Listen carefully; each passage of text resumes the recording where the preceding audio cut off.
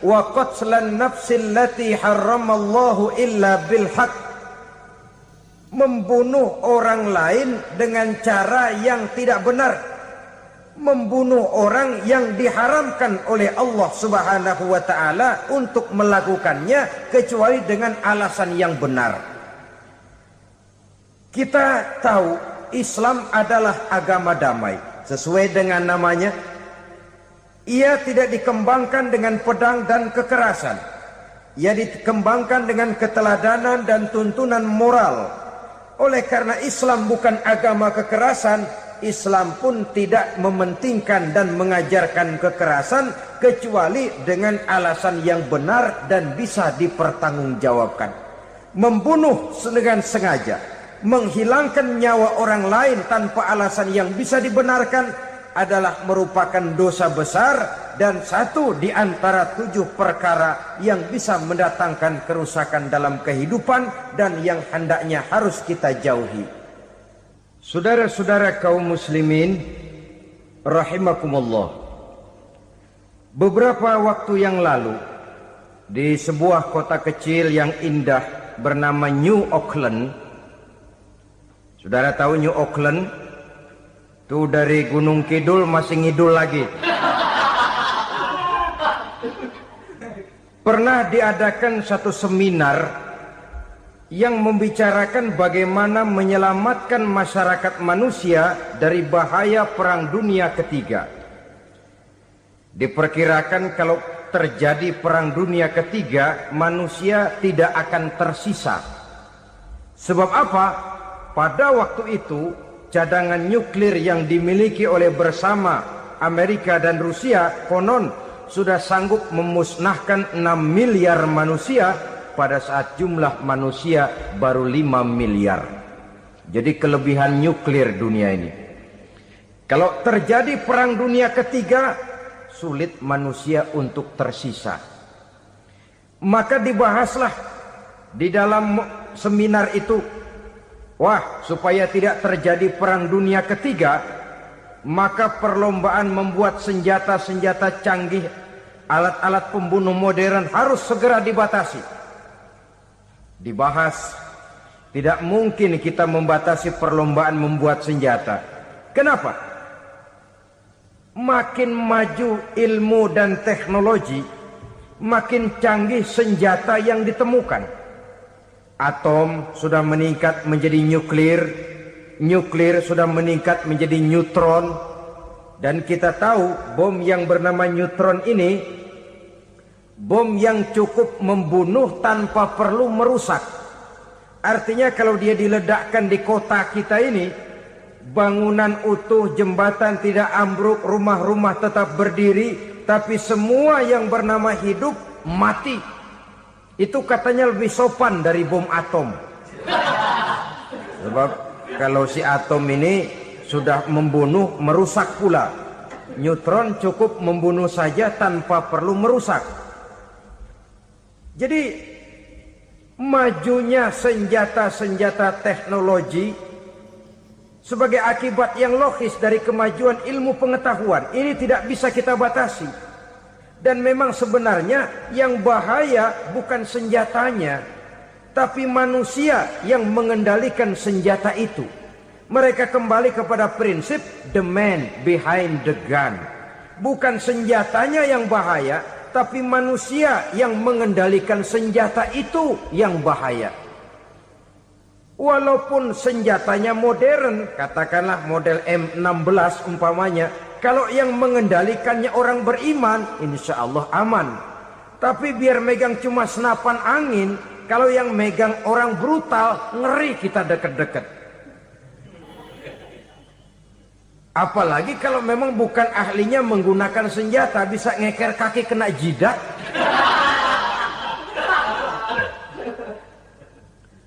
Mereka kembali kepada prinsip lama yang tetap baru, bukan senjatanya yang harus dibatasi, manusia yang mengendalikan senjata itu yang perlu dibicarakan. Nah, kalau begitu agar manusia tidak mempergunakan senjata sewenang-wenang, apa yang harus kita lakukan? Ya, manusianya harus bermoral. Ya, tapi moral yang mana? Di dunia ini banyak ajaran tentang moral. Itu pun mudah saja. Di sini kan kita undang saja ahli dari berbagai agama untuk membicarakan konsep perdamaian menurut agamanya masing-masing. Baik, setuju itu, setuju. Maka tampillah para ahli agama, mereka kembali kepada prinsip moral daripada konsep yang terkandung di dalam ajaran agama untuk menegakkan perdamaian. Mula-mula naiklah ahli dari agama Hindu, dibacakan konsep perdamaian menurut ajaran agama Hindu, bahwa untuk damai manusia harus meninggalkan nafsu keduniaannya, menempuh samsara dan sebagainya untuk mencapai nirwana, menjauhi kemegahan dan kemewahan dunia. Ini lalu dibahas, rasanya juga tidak mungkin ini. Kemudian dari agama Nasrani, bahwa untuk damai manusia harus menciptakan sifat kasih sayang. Kalau ditampar pipi kiri, berikan pipi yang kanan. Kalau diberikan selendang, berikan baju. Nanti orang kasihan, lalu dia tidak akan nampar lagi. Ketika ini dibahas, ternyata rasanya pun tidak mungkin bisa diterima. Karena apa? Di zaman sekarang orang ditampar pipi kiri, dikasih pipi kanan. Bukan kasihan, gemes. Damai belum tentu, bonyok udah jelas. Lalu ketika dibacakan konsep perdamaian menurut Quran, di mana disampaikan ayat wa jazaa'u sayyi'atin sayyi'atun misluha faman afa wa aslaha fa ajruhu 'ala Allah. Balasan terhadap satu kejahatan adalah kejahatan yang seimbang, tetapi barang siapa yang memberi maaf dan mencari jalan damai, itulah yang terbaik dan akan mendapat pahala dari Allah Subhanahu wa taala. Kamu tidak salah ditampar pipi kirimu, tampar lagi pipi kirinya sekeras dia menampar pipi kirimu. Nanti orang tidak mau menampar kita karena dia tahu kalau dia tampar kita, dia akan menderita tamparan sekeras dia menampar kita.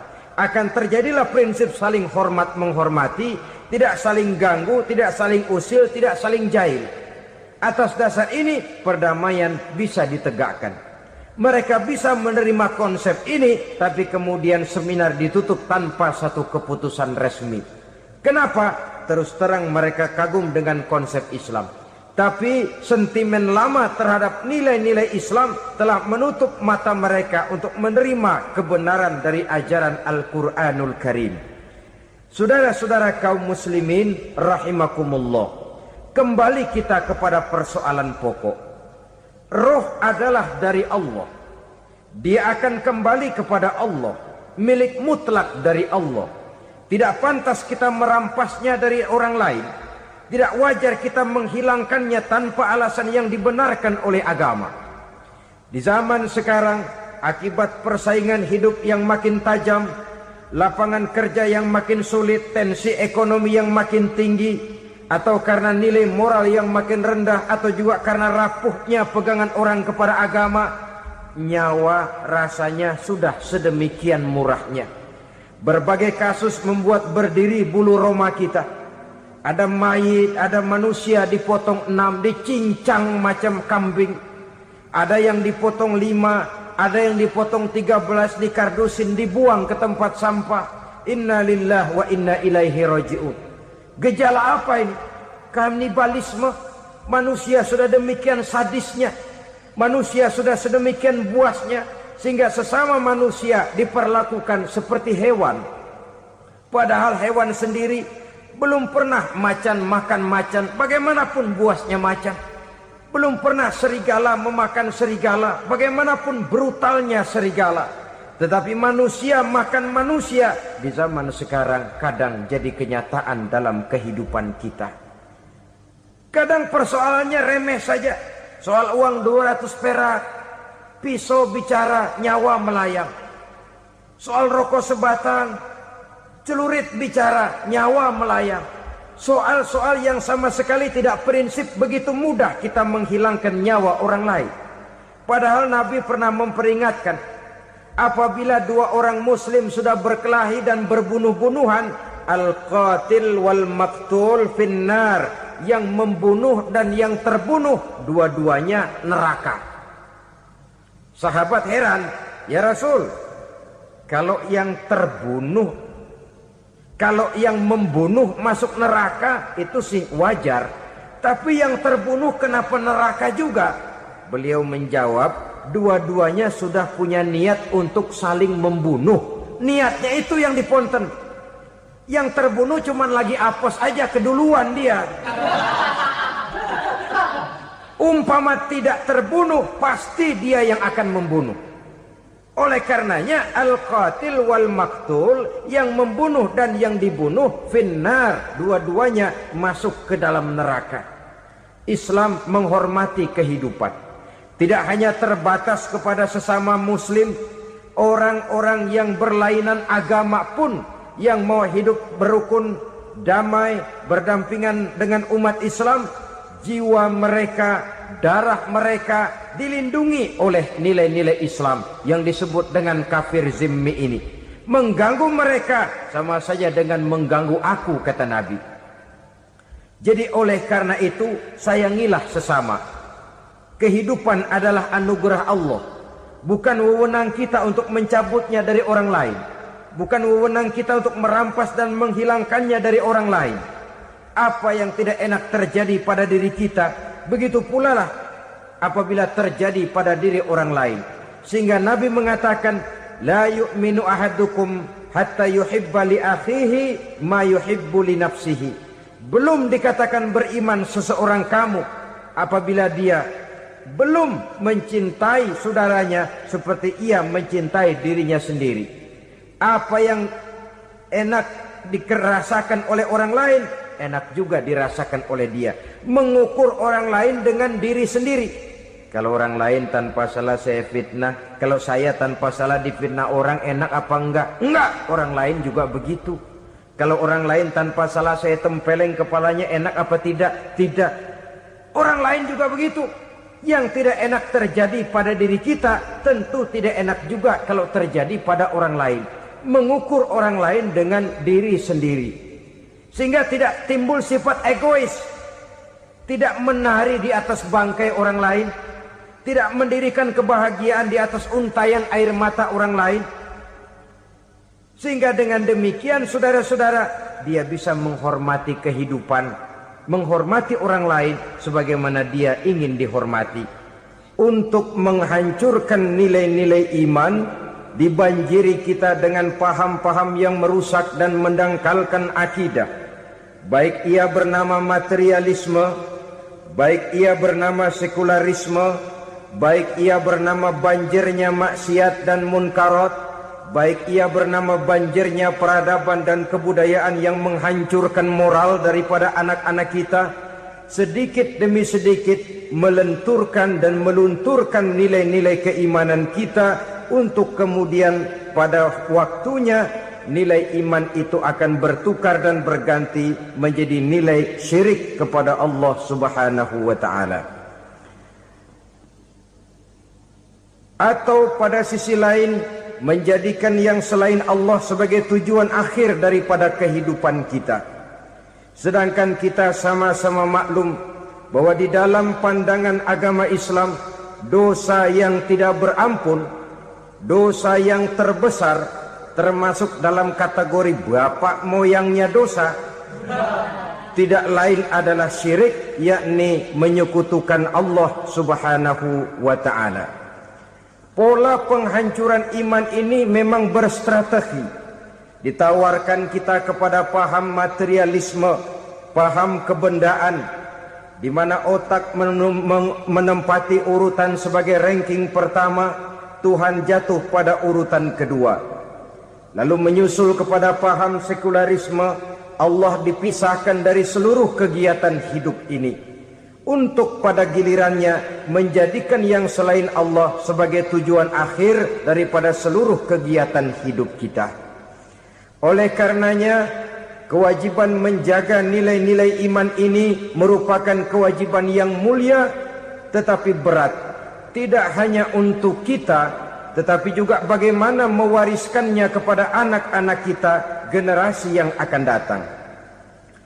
Orang-orang tua bijaksana yang diceritakan di dalam Al-Quran, kalau sudah berpikir tentang anak-anaknya, pertanyaan yang paling mereka risaukan ialah, ma ta'buduna min ba'di.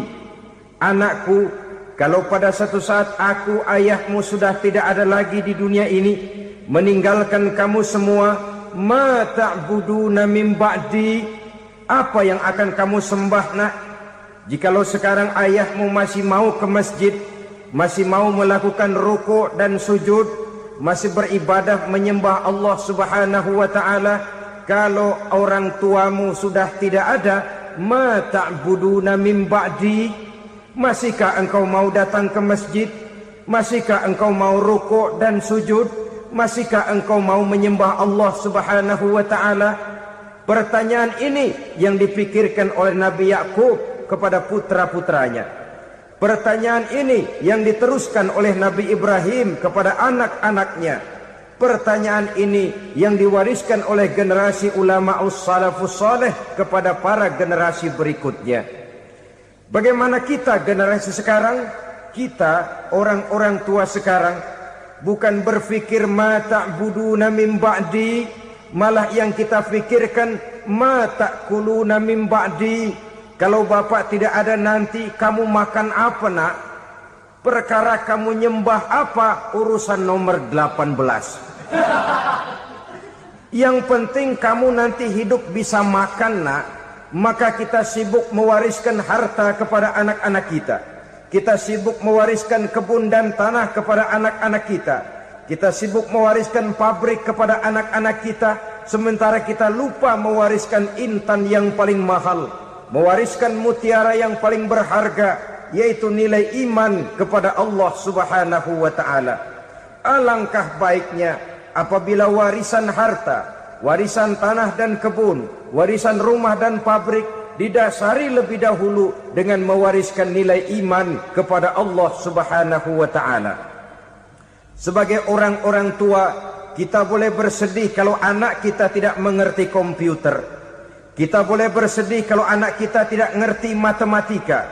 Kita boleh bersedih kalau anak kita tidak mengerti bahasa Inggris. Tapi sewajarnya lebih bersedihlah kita orang tua jikalau mempunyai anak yang tidak kenal Allah sebagai Tuhannya, yang kemudian tidak mau rukuk dan sujud kepada Allah Tuhannya. Itulah kemalangan yang paling malang bila kita meninggalkan generasi yang tidak bertauhid kepada Allah Subhanahu wa ta'ala.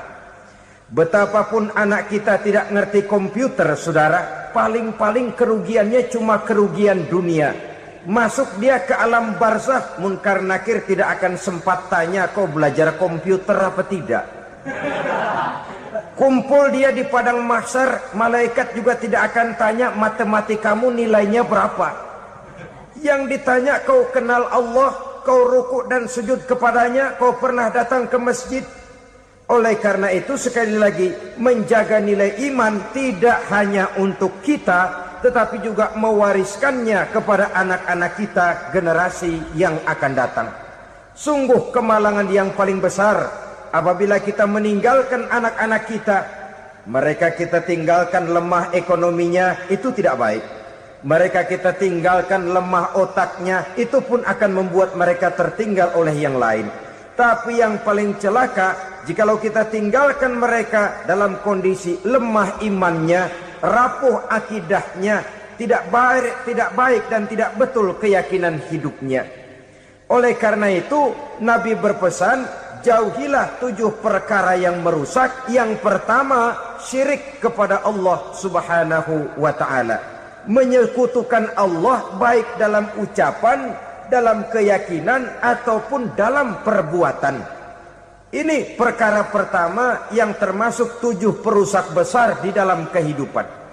Kalau sudah jatuh kita ke lembah syirik, bagaimanapun banyak kebaikan yang kita kerjakan, berjiwa sosial, bertangan pemurah, gemar menolong orang lain, kalau memang dasarnya syirik, maka seluruh kebaikan kita akan hancur, tidak akan ada nilainya dalam pandangan Allah Subhanahu wa ta'ala.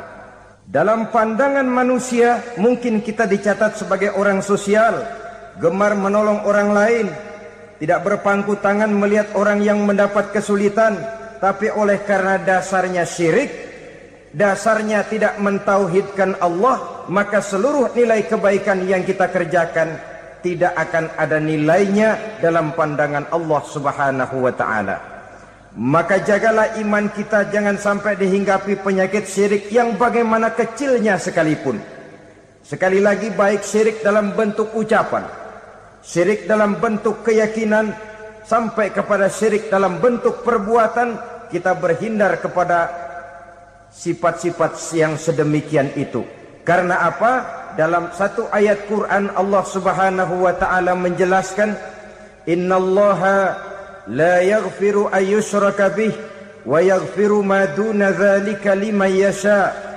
Allah tidak akan memberi ampun kepada orang-orang yang menyekutukannya, tapi Allah masih mau memberikan ampun kepada dosa-dosa yang selain itu bagi orang-orang yang dikehendakinya. Dosa selain syirik, apabila kita bertaubat, Allah masih mau mengampuni.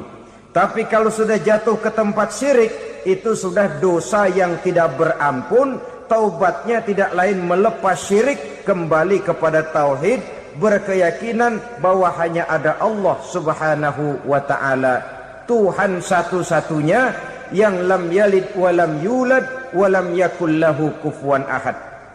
Tidak beranak, tidak pula diperanakkan, dan tidak satupun yang dapat menyerupai Tuhan Allah Subhanahu wa ta'ala. Saudara-saudara kaum muslimin rahimakumullah, bahwa kita di zaman sekarang memang tidak menyembah berhala, ya.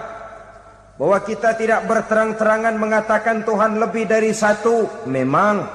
Bahwa kita tidak berkeyakinan Tuhan itu punya anak atau diperanakkan, tentu. Tapi dalam perbuatan dan i'tiqad, kita kadang-kadang jatuh tanpa kita sadari ke tempat yang bernama syirik ini. Oleh karenanya, di zaman di mana teknologi makin canggih, di mana kemajuan pembangunan makin menjangkau berbagai aspek kehidupan, diperlukan keseimbangan antara kemajuan fisik material dengan kemajuan mental spiritual. Apabila tidak ada keseimbangan yang terwujud, tentulah kepincangan yang diawali dengan pincangnya cara kita berpikir, sehingga pada akhirnya akan mengarah kepada pincangnya cara kita berbuat dan bertindak di dalam kehidupan kita. Oleh karena itu Nabi berpesan, jauhilah sifat syirik, karena syirik merupakan dosa yang teramat besar. Ini sifat merusak yang pertama. Yang kedua, kata Nabi, wasihra, jauhilah sihir. Sihir ini juga termasuk perkara yang merusak kehidupan. Kita semua sama-sama maklum bahwa sihir sebenarnya bukan persoalan baru. Sejak sebelum datang Islam, sihir itu sudah ada. Di zaman Yunani kuno, sihir ada. Di zaman Mesir kuno, di zaman Cina kuno, dan yang lain-lain yang serba kuno, sihir itu sudah ada. Bahkan para nabi pun, para rasul yang diutus oleh Allah Subhanahu wa ta'ala, senantiasa berhadapan dengan ahli-ahli sihir untuk menguji kebenaran dari misi yang mereka bawa. Sihir adalah perbuatan di luar kebiasaan yang bisa dikerjakan oleh ahlinya dengan bantuan jin atau setan. Hukum mempelajari sihir adalah haram, mengamalkannya lebih haram lagi. Sebab itu saudara-saudara, sihir merupakan perbuatan merusak yang harus kita jauhi. Ciri-ciri daripada perbuatan sihir, pertama, ia mengandung tipuan, bayangan khayal. Di zaman Nabi Musa misalnya, orang melihat tambang-tambang itu seperti ular. Nabi Musa melayangkan tongkatnya menjadi ular-ular besar yang memakan ular-ular kecil ciptaan tukang-tukang sihir Fir'aun tadi. Lalu sihir bisa terjadi dengan bantuan jin kafir atau setan. Kemudian ciri yang ketiga, sifatnya halus dan tersembunyi. Taruh kata ada seorang ahli sihir yang mempergunakan ayat-ayat Quran sebagai jompa-jampe, sebagai baca-bacaan, itu cuma sekedar kedok. Tujuannya tidak lain menjadikan agama sebagai ketok untuk membenarkan cara yang dimurkai oleh Allah Subhanahu wa taala. Satu hadis yang diriwayatkan oleh Imam Bazar dan Tabrani, Nabi berpesan, "Laisa minna man tatayyara lahu au takahhana au tukuhhina lahu au sahira lahu." Tidak termasuk ke dalam golonganku, kata Nabi. Tidak termasuk umatku. Siapa mereka? Man tatayyara lahu, orang yang bertatoyur. Apa tatoyur itu? Dari kalimat toyaro, artinya terbang. Toir biasa diartikan dengan burung. Tatoyaro percaya kepada suara-suara burung. Man tatayyara lahu, mempercayai, meyakini dengan benar-benar kepada suara beburungan. Kan suka ada itu, nah bunyi burung tuh, maling liwat. Maling liwat. Burung bunyi, maling liwat. Itu termasuk tatayyara lahu, percaya kepada suara burung. Kan aneh kalau suara orang nggak dipercaya, suara burung malah dipercaya. Ada ustadz ceramah, kiai ngaji, nggak mau didengerin, burung dengerin bener. Nah, suaranya dari sebelah mana? Belah kulon. Nah, itu tandanya ano. Habis dihitung-hitung. Itu termasuk tatayyara lahu. Au takahana, atau bertenung, au tukuhina, atau minta ditenungkan, au sahirolahu, atau melakukan perbuatan sihir, atau minta disihirkan. Laisa minna, tidak termasuk ke dalam golonganku, kata Nabi. Sehingga dengan demikian saudara-saudara, menghadapi sihir dengan sihir sekalipun termasuk perbuatan yang tidak diajarkan oleh agama. Kita kan mempelajari sihir untuk jaga diri. Tidak apa-apa, yang dilarang mengamalkannya, dilarang juga mempelajarinya. Sebab orang kalau sudah mengetahui, biasanya lalu terangsang untuk mencoba. Kalau percobaannya berhasil, biasanya terangsang untuk coba lagi dan coba lagi. Pada akhirnya ketagihan, lalu beralih menjadi profesi, apalagi itu nanti bisa mendatangkan hasil uang. Saudara-saudara kaum muslimin rahimakumullah, kita manusia makhluk nyata. Kita hidup di alam nyata, terikat oleh sunnatullah, causality. Oleh karenanya, bagi kita keyakinan yang penuh, keikhlasan di dalam bertuhankan Allah, penyerahan diri sepenuhnya hanya kepadanya, itu sudah merupakan obat penangkal yang sangat ampuh agar kita tidak terkena penyakit-penyakit yang dibuat oleh setan dan para pembantunya. Sehingga beberapa ayat Quran mengajarkan, misalnya a'udzu bikalimatillahi tammati min syarri ma khalaq, atau bismillazi la yadurru ma'asmihi syai'un fil ardi wala fis sama, dengan menyebut nama Allah yang tidak bisa mendatangkan bahaya sedikit pun, dari baik yang datang dari langit maupun yang datang dari bumi. Jiwa yang kosong dari keyakinan yang penuh kepada Allah, jiwa yang penuh was-was dan ragu-ragu, itu yang mudah terserang oleh penyakit-penyakit yang dikerjakan oleh para tukang-tukang sihir, yaitu oleh setan dan seluruh para pembantunya. Kemudian hadis kedua yang diriwayatkan oleh Imam Ibnu Hibban, Nabi bersabda, la yadkhulul jannata mudminu khamrin wala mu'minu bisihrin wala qati'u rahmin. Tidak masuk surga Ini Nabi yang bilang, tidak masuk surga. Siapa itu? Pertama, mudminu khamrin, orang yang berkekalan dalam mabuk. Selalu mudminun itu sudah menjadi perbuatan rutinnya, tidak kapok-kapoknya, teler seumur hidup. Mudminu khamrin, tidak masuk surga orang yang selalu bermabuk-mabukan. Yang kedua, wala mu'minu bisihrin, orang mukmin tapi main sihir. Ini juga oleh Nabi diperingatkan, tidak akan masuk surga orang mukmin tapi suka main sihir. Wala qati'ur rahmin, dan tidak juga orang yang memutuskan silaturahmi. 3 macam manusia yang diperingatkan Nabi tidak akan masuk surga: orang yang selalu mabuk, orang mukmin yang main sihir, dan orang yang memutuskan silaturahmi. Saudara-saudara kaum muslimin rahimakumullah. Lalu orang berkata, kenapa dilarang kita bersihir? Padahal Rasul sendiri kan punya mukjizat.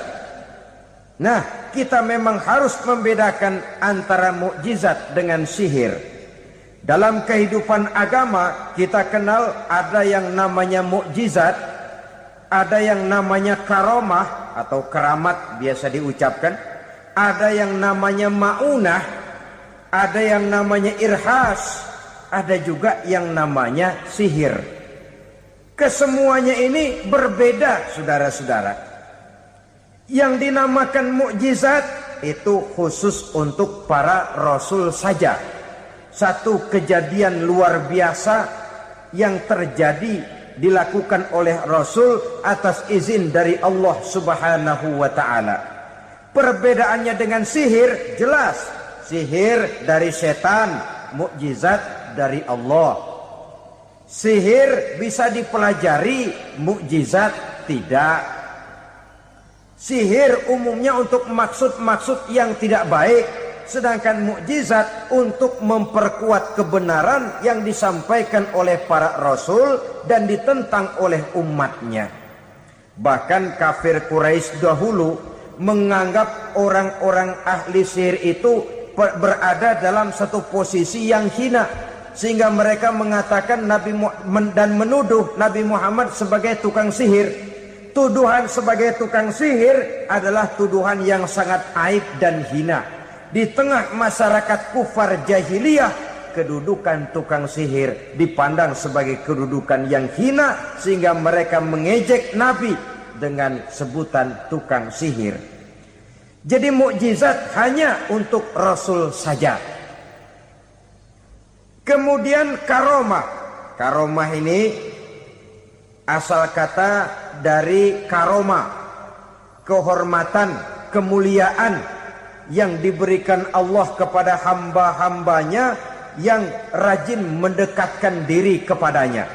Oleh karena ketekunannya melaksanakan ibadah, Allah memberikan keistimewaan kepada orang itu, yang dengan keistimewaannya dia bisa mengerjakan yang tidak bisa dikerjakan oleh orang lain. Karomah hanya bisa dicapai dengan prestasi ibadah. Kalau sihir, mau ibadah apa enggak, asal dia belajar, bersatu dan berteman dengan setan, memenuhi persyaratan-persyaratan setan, biasanya lalu bisa. Sedangkan karomah tidak mungkin terwujud tanpa orang mendekatkan diri sedekat-dekatnya kepada Allah Subhanahu wa ta'ala. Maka kita lihat biasanya orang-orang yang punya ilmu sihir, mukanya rata-rata nggak enak dilihat.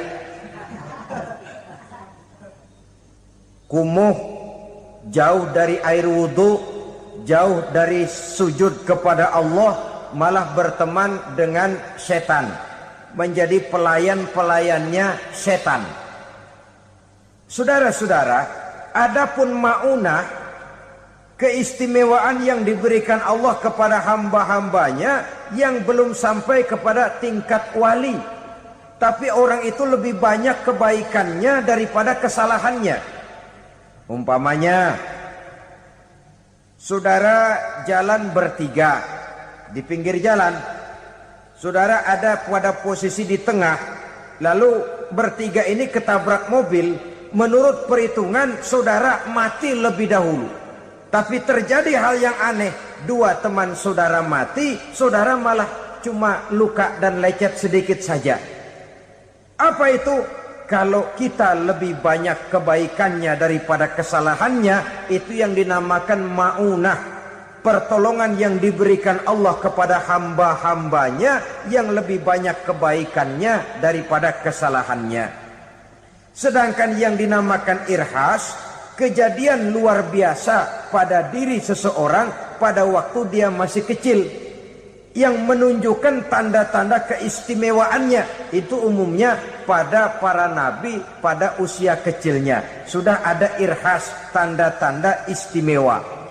Jelas baik mukjizat, karomah, maunah maupun irhas berbeda dengan sihir. Sihir ini jelas saja merupakan bantuan dan persekutuan antara manusia dengan setan. Padahal setan, kata Allah dalam Al-Quran, innahu lakum aduwwum mubin, sesungguhnya setan bagi kamu adalah musuh yang sangat jelas.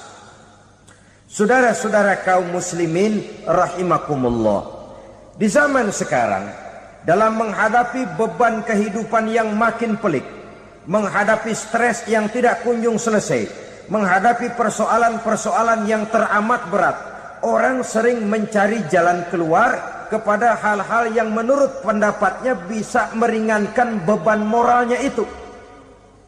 Pergilah dia mencari sesuatu yang dapat meringankan bebannya.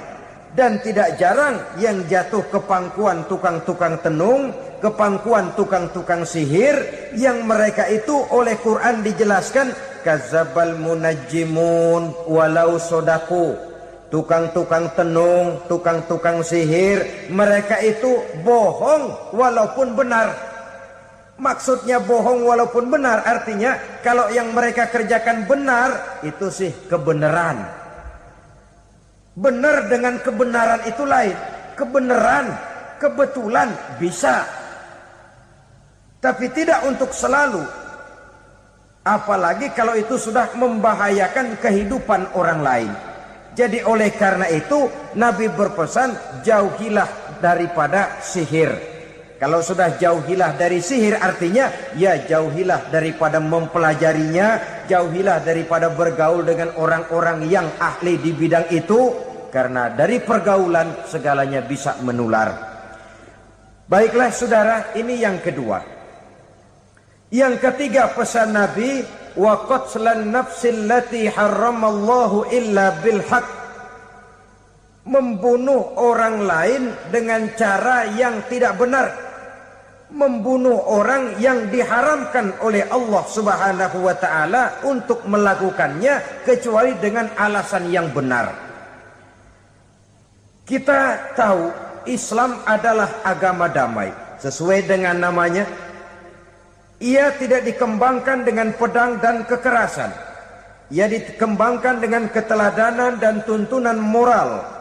Oleh karena Islam bukan agama kekerasan, Islam pun tidak mementingkan dan mengajarkan kekerasan kecuali dengan alasan yang benar dan bisa dipertanggungjawabkan. Membunuh dengan sengaja, menghilangkan nyawa orang lain tanpa alasan yang bisa dibenarkan adalah merupakan dosa besar dan satu di antara 7 perkara yang bisa mendatangkan kerusakan dalam kehidupan dan yang hendaknya harus kita jauhi. Saudara-saudara kaum muslimin rahimakumullah, beberapa waktu yang lalu di sebuah kota kecil yang indah bernama New Auckland. Saudara tahu New Auckland? Itu dari Gunung Kidul masih ngidul lagi. Pernah diadakan satu seminar yang membicarakan bagaimana menyelamatkan masyarakat manusia dari bahaya Perang Dunia Ketiga. Diperkirakan kalau terjadi Perang Dunia Ketiga, manusia tidak akan tersisa. Sebab apa? Pada waktu itu cadangan nuklir yang dimiliki oleh bersama Amerika dan Rusia konon sudah sanggup memusnahkan 6 miliar manusia pada saat jumlah manusia baru 5 miliar. Jadi kelebihan nuklir dunia ini. Kalau terjadi perang dunia ketiga, sulit manusia untuk tersisa. Maka dibahaslah di dalam seminar itu, wah, supaya tidak terjadi perang dunia ketiga, maka perlombaan membuat senjata-senjata canggih, alat-alat pembunuh modern harus segera dibatasi. Dibahas, tidak mungkin kita membatasi perlombaan membuat senjata. Kenapa? Makin maju ilmu dan teknologi, makin canggih senjata yang ditemukan. Atom sudah meningkat menjadi nuklir, nuklir sudah meningkat menjadi neutron, dan kita tahu bom yang bernama neutron ini bom yang cukup membunuh tanpa perlu merusak. Artinya kalau dia diledakkan di kota kita ini, bangunan utuh, jembatan tidak ambruk, rumah-rumah tetap berdiri, tapi semua yang bernama hidup mati. Itu katanya lebih sopan dari bom atom. Sebab kalau si atom ini sudah membunuh, merusak pula. Neutron cukup membunuh saja tanpa perlu merusak. Jadi majunya senjata-senjata teknologi sebagai akibat yang logis dari kemajuan ilmu pengetahuan ini tidak bisa kita batasi. Dan memang sebenarnya yang bahaya bukan senjatanya, tapi manusia yang mengendalikan senjata itu. Mereka kembali kepada prinsip the man behind the gun. Bukan senjatanya yang bahaya, tapi manusia yang mengendalikan senjata itu yang bahaya. Walaupun senjatanya modern, katakanlah model M16 umpamanya, kalau yang mengendalikannya orang beriman, insya Allah aman. Tapi biar megang cuma senapan angin, kalau yang megang orang brutal, ngeri kita deket-deket. Apalagi kalau memang bukan ahlinya menggunakan senjata, bisa ngeker kaki kena jidat.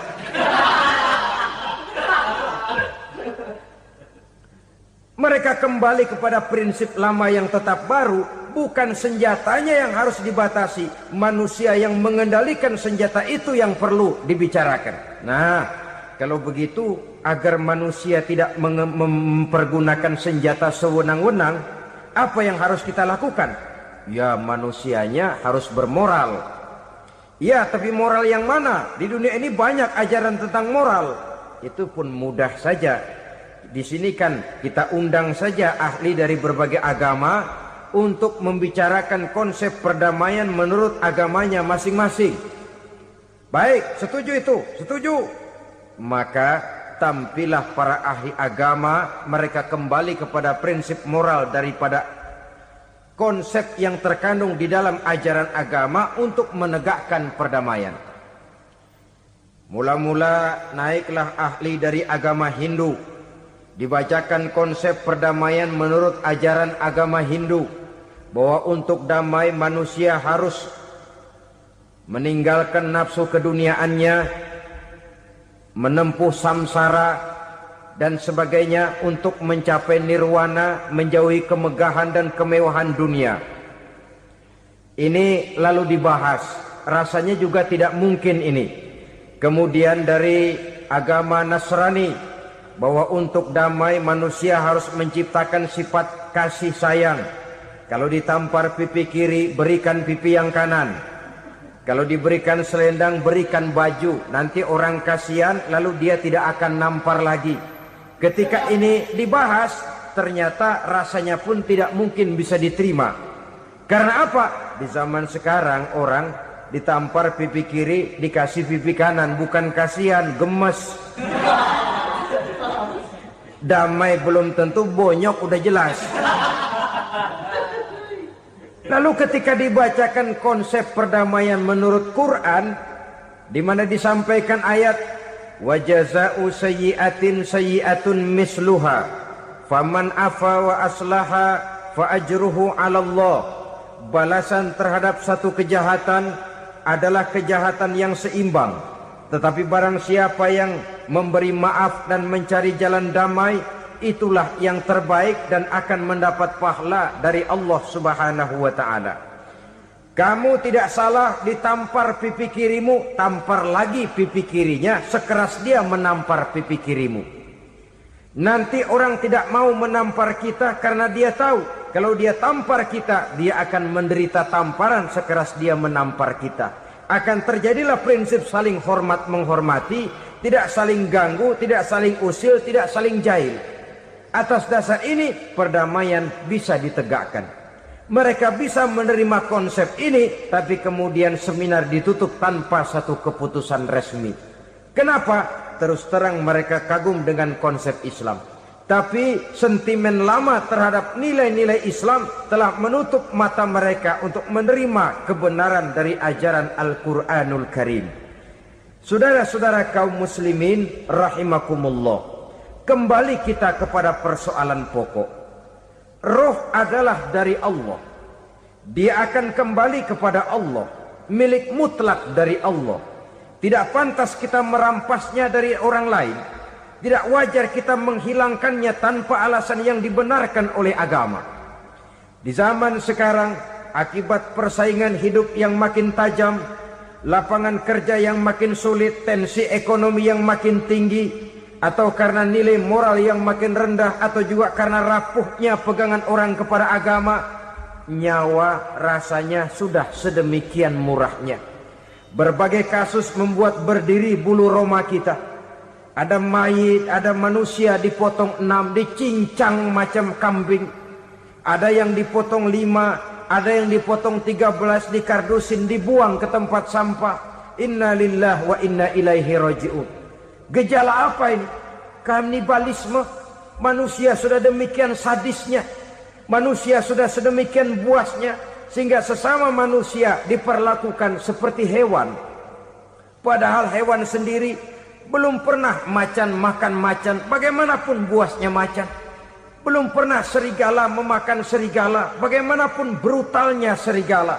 Tetapi manusia makan manusia di zaman sekarang kadang jadi kenyataan dalam kehidupan kita. Kadang persoalannya remeh saja. Soal uang 200 perak, pisau bicara, nyawa melayang. Soal rokok sebatang, celurit bicara, nyawa melayang. Soal-soal yang sama sekali tidak prinsip, begitu mudah kita menghilangkan nyawa orang lain. Padahal Nabi pernah memperingatkan, apabila dua orang muslim sudah berkelahi dan berbunuh-bunuhan, al-qatil wal maktul finnar, yang membunuh dan yang terbunuh dua-duanya neraka. Sahabat heran, ya Rasul, kalau yang terbunuh, kalau yang membunuh masuk neraka itu sih wajar. Tapi yang terbunuh kenapa neraka juga? Beliau menjawab, dua-duanya sudah punya niat untuk saling membunuh. Niatnya itu yang diponten. Yang terbunuh cuman lagi apes aja, keduluan dia. Umpama tidak terbunuh, pasti dia yang akan membunuh. Oleh karenanya al-qatil wal maktul, yang membunuh dan yang dibunuh finnar, dua-duanya masuk ke dalam neraka. Islam menghormati kehidupan. Tidak hanya terbatas kepada sesama muslim, orang-orang yang berlainan agama pun yang mau hidup berukun, damai, berdampingan dengan umat Islam, jiwa mereka, darah mereka dilindungi oleh nilai-nilai Islam yang disebut dengan kafir zimmi ini. Mengganggu mereka sama saja dengan mengganggu aku, kata Nabi. Jadi oleh karena itu sayangilah sesama. Kehidupan adalah anugerah Allah, bukan wewenang kita untuk mencabutnya dari orang lain, bukan wewenang kita untuk merampas dan menghilangkannya dari orang lain. Apa yang tidak enak terjadi pada diri kita, begitu pula lah apabila terjadi pada diri orang lain. Sehingga Nabi mengatakan, la yu'minu ahadukum hatta yuhibba li akhihi ma yuhibbu li nafsihi. Belum dikatakan beriman seseorang kamu apabila dia belum mencintai saudaranya seperti ia mencintai dirinya sendiri. Apa yang enak dirasakan oleh orang lain, enak juga dirasakan oleh dia. Mengukur orang lain dengan diri sendiri. Kalau orang lain tanpa salah saya fitnah, kalau saya tanpa salah difitnah orang, enak apa enggak? Enggak, orang lain juga begitu. Kalau orang lain tanpa salah saya tempeleng kepalanya, enak apa tidak? Tidak. Orang lain juga begitu. Yang tidak enak terjadi pada diri kita, tentu tidak enak juga kalau terjadi pada orang lain. Mengukur orang lain dengan diri sendiri, sehingga tidak timbul sifat egois, tidak menari di atas bangkai orang lain, tidak mendirikan kebahagiaan di atas untayan air mata orang lain. Sehingga dengan demikian saudara-saudara, dia bisa menghormati kehidupan, menghormati orang lain sebagaimana dia ingin dihormati. Inilah perbuatan ketiga yang merusak, membunuh orang lain dengan yang diharamkan Allah tanpa alasan yang benar. Yang ketiga. Kemudian yang keempat, perbuatan merusak wa aklar riba, makan riba. Hidup adalah tolong menolong. Bahasa kerennya take and give katanya. Saling memberi dan saling menerima. Nabi mengajarkan man kuraba kurbatan min kurabid dunya karaballahu lahu kurbatan min kurabi yaumal qiyamah wallahu fi aunil abdi madamal abdu fi auni akhihi. Siapa yang meringankan beban dari beban-beban yang diderita seseorang di dalam kehidupan dunia, Allah akan meringankan bebannya daripada beban-beban yang harus dipikulnya di hari kiamat nanti. Wallahu fi aunil abdi madamal abdu fi auni akhihi. Allah senantiasa akan menolong seorang hamba selama hamba itu masih mau menolong saudaranya. Allah selalu akan menolong seorang hamba selama hamba itu masih mau menolong saudaranya. Apabila kita sudah berpangku tangan terhadap kesulitan orang lain, biasanya pun pada saat kita mendapat kesulitan, kita akan sulit juga memperoleh pertolongan. Nah, riba alias renten, kedoknya adalah menolong orang, tapi sama juga bulu buntutnya dilepas, palanya dicekek.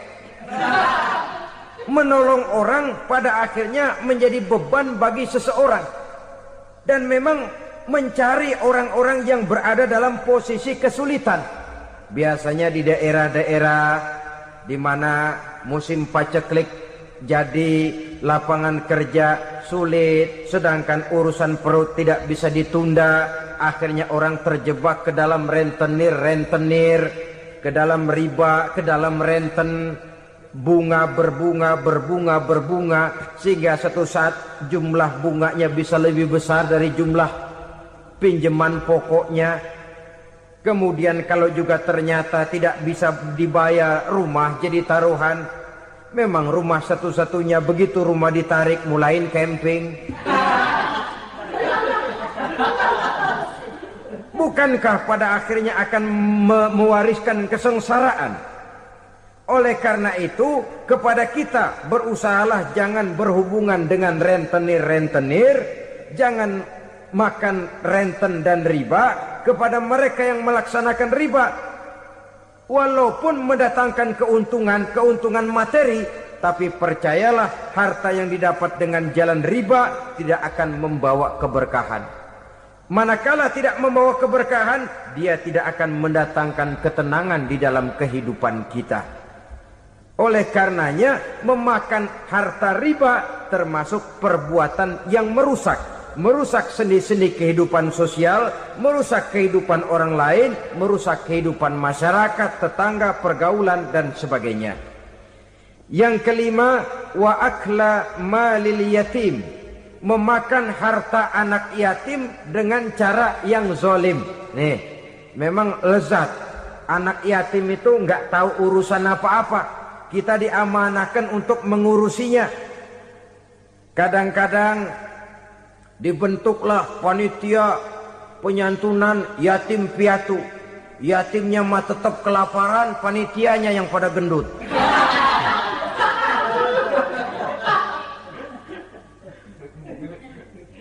Padahal memakan harta anak yatim termasuk perbuatan dosa besar, dan menjantuni yatim merupakan perbuatan mulia.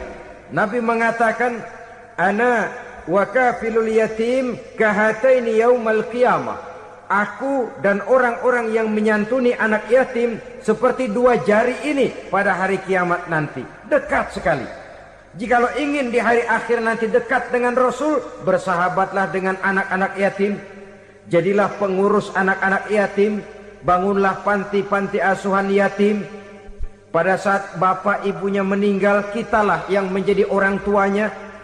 Bahkan sedemikian besar perhatian Islam terhadap anak-anak yatim ini, sehingga Quran memberikan peringatan, ara'aital ladzi yukadzibu bid-din fadzalikal ladzi yad'ul yatim wa la yahuddu ala ta'amil miskin.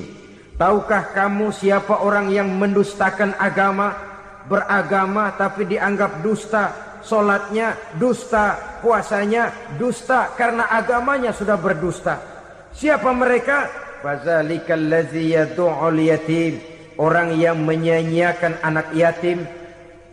Wala yahuddu ala ta'amil miskin, dan tidak pernah memberi makan kepada orang-orang yang menderita kemiskinan. Menyia-nyiakan, meninggalkan anak yatim termasuk perbuatan yang divonis kita sebagai orang yang mendustakan agama. Saudara-saudara kaum muslimin rahimakumullah, maka sangat dicela mengeksploitir anak-anak yatim, menjadikan mereka sebagai kedok untuk mencari kekayaan pribadi. Tetapi jikalau ikhlas, ganjarannya sangat besar, nilai pahalanya sangat besar. Menyantuni yatim tidak hanya setahun sekali. Kalau Muharram pakai istilah lebaran yatim, dibentuklah panitia, diberilah beras, uang 45.000 rupiah, alhamdulillah. Tapi jangan lupa, si yatim tidak hidup cuma satu hari. Dia tidak hidup cuma di bulan Muharram saja, dia hidup 12 bulan dalam setahun. Sebagaimana anak-anak yang lain, dia juga berhak punya masa depan. Dia juga berhak menikmati bangku sekolah. Dia berhak mengenyam arti dan makna pendidikan. Dia berhak membekali diri dengan ilmu dan pengetahuan, seperti halnya anak-anak yang lain. Maka kita yang diberikan keluasan oleh Allah, ingatlah itu. Bersahabatlah dengan anak-anak yatim, santuni mereka. Perkara setahun sekali di bulan Muharram, alhamdulillah, itu bagus, bin Thayyib alias baik. Tapi tentu dan tentu sekali lagi, si yatim tidak hanya hidup di bulan Muharram. Dia hidup 12 bulan dalam setahun, 24 jam di dalam sehari. Oleh karenanya, menyia-nyiakan mereka pada saat posisi kita memang mampu, akan memojokkan kita dalam satu posisi di mana kita dianggap sebagai orang yang mendustakan agama. Memakan harta anak yatim dengan cara yang zolim. Bapaknya udah meninggal, kebunnya lebar, anaknya dikelecehin. Nah, dah kamu gak usah pusing, nanti saya yang ngurus. Akhirnya bukan ngurus, nguras. Si yatim mungkin tidak tahu bahwa dia disia-siakan, haknya diambil, miliknya dizolimi. Tapi Allah yang akan membalasnya dengan seadil-adilnya. Maka makan harta anak yatim biasanya balasannya tokcer bin paten. Nggak banyak selang tempo itu, nggak percaya cobain dah. Nyobain aja kan nggak bayar, umpama. Memakan harta anak yatim dengan cara yang zolim, ganjarannya biasanya kontan. Kenapa? Ratapan si miskin, untayan air matanya, jeritan kepedihan hatinya, membuka pintu langit, permohonannya diijabah, getaran hatinya didengarkan oleh Allah. Maka balasannya biasanya kontan, spontan, tidak menunggu waktu terlalu lama. Itu di dunia, belum lagi di akhirat nanti. Bukankah dalam riwayat Mi'raj diceritakan, Nabi melihat di neraka itu orang perutnya sebesar rumah. La haula wala quwata. Itu perut kayak rumah, bagaimana jalannya tuh orang? Dan memang gak jalan, diseret-seret oleh malaikat di neraka itu. Hancur perutnya, amburadul itu perut. Berantakan isinya, dibulatkan lagi, diseret lagi, hancur lagi, dibulatkan lagi. Sampai Nabi tanya, orang itu begitu berat siksanya kenapa ya Jibril? Itu Muhammad, waktu di dunia dulu rakus banget makan harta anak yatim. Begitu vonisnya, begitu menyedihkan nasibnya di akhirat. Tapi di dunia pun ketidakberkahan itu sudah membayangi kehidupannya. Oleh karena itu, kepada saudara-saudara yang mendapat titipan anak yatim, berbahagialah, karena semulia-mulia rumah adalah rumah yang di dalamnya ada anak yatim yang disantuni. Sehina-hina rumah adalah rumah di mana di dalamnya ada anak yatim yang disia-siakan. Begitu kata Nabi kita. Rumah yang paling mulia dalam pandangan Allah, rumah yang di dalamnya ada anak yatim yang disantuni. Rumah yang paling hina dalam pandangan Allah, rumah yang di dalamnya ada anak yatim yang nasibnya disia-siakan. Berbahagialah saudara apabila menjadi penyantun anak-anak yatim, pelindung mereka, sehingga mereka mempunyai masa depan sebagaimana anak-anak lainnya. Rasulullah sendiri sedemikian peka terhadap keadaan anak-anak yatim karena beliau sendiri memang mengalami. Umur 6 bulan dalam kandungan ibu, beliau sudah ditinggalkan oleh ayahnya. Pada saat berusia 6 tahun, ibu sudah meninggal. Yatim piatu dalam usia di mana beliau sedang perlu belas kasih seorang ibu dan pengertian seorang bapa. Kepekaan itu lalu timbul, bahkan kemudian sampai kepada beliau berkata, aku dan orang yang menyantuni anak yatim seperti jari tengah dan jari telunjuk di hari akhirat nanti. Sedemikian dekatnya. Baiklah ya, jadi yang kelima, memakan harta anak yatim. Jauhi karena ini perbuatan yang merusak. Yang keenam, watawalli yaumaz zahfi. Melarikan diri pada hari pertempuran. Apa ini? Khianat. Tidak konsekuen dengan konsep perjuangan. Pada mulanya keras benar teriak, berantas korupsi, ganyang korupsi. Cuma karena belum dapat giliran. Begitu dia naik dapat kesempatan, korupsinya lebih edan dari yang diteriakinya. Ini termasuk tawalli yaumaz zahfi. Berpaling pada hari peperangan. Di saat menghadapi musuh, kalau belum kelihatan musuh, teriaknya nyaring bener. Jangan takut, demi kebenaran sampai titik darah yang paling penghabisan. Musuh belum kelihatan. Begitu musuh sudah kelihatan, paling dulu lari ke belakang. Kalau diajak berjuang ada saja alasannya. Sehingga Quran memberikan peringatan kepada kita semua. Mengapa kamu ini berat? Kalau sudah diajak berjuang di jalan Allah, kakimu seperti terhunjam berakar di perut bumi. Berat untuk melangkah berjuang. Lari dari pertempuran tidak konsekuen dengan konsepsi perjuangan. Mau enaknya saja. Dalam kondisi yang sulit lalu berpangku tangan. Ini termasuk ciri munafik yang di dalam Al-Quran disindir dengan bahasa kullama adha'a lahum masyaufi wa iza azlama alaihim qamu. Waktu terang mereka jalan, giliran gelap mereka mandek. Artinya, maksudnya, kalau giliran ada untungnya aja, rame-rame teriak Islam. Tapi begitu diminta berjuang, dituntut berkorban, rame-rame mundur.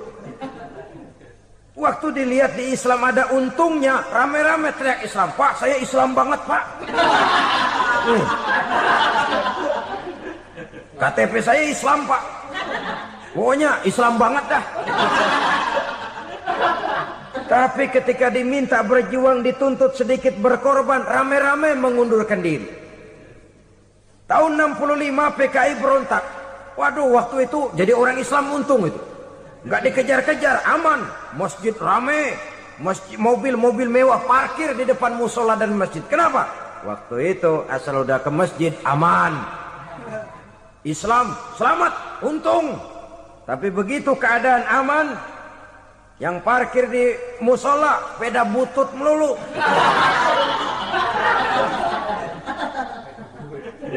Waktu terang mereka jalan, waktu gelap mereka berhenti. Dikala di Islam ada untungnya, baru wah Islam bagus, Islam hebat. Tapi waktu dilihat ada kerugian, jangan bawa-bawa Islam dah. Jangan bicara soal Islam, ini kan bukan soal agama. Bukan soal agama. La haula wa la quwata illa billah. Beragama kita ambil talfik fid din, mengambil yang enteng-enteng saja dalam urusan beragama ini. Tidak konsekuen kita dengan Islam kita. Seolah kita mau memilih mana yang terasa cocok sama selera kita, kita teriak Islam. Beratan aja dikit, rame-rame berpaling. Itu termasuk tawalli yaumaz zahfi. Para pengkhianat, mental-mental hipokrit.